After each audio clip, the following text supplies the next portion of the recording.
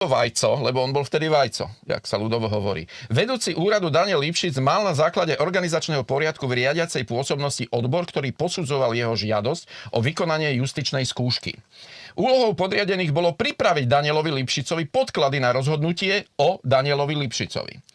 Všetci zainteresovaní vedeli, že mladý právny adept nemal za sebou ani zákonom predpísanú prax, ani nebol v zákonom predpísanom pracovnom pomere justičného čakateľa.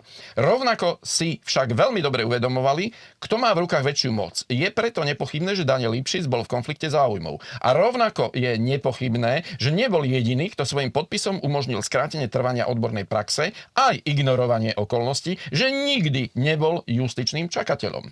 Ak nebol pri zmysloch mali sa zdravého rozumu a zákona držať štátny tajomník Ján Mazák, no tak ten asi ťažko, aj minister spravodlivosti Ján Čarnogurský. Toto ma šokovalo.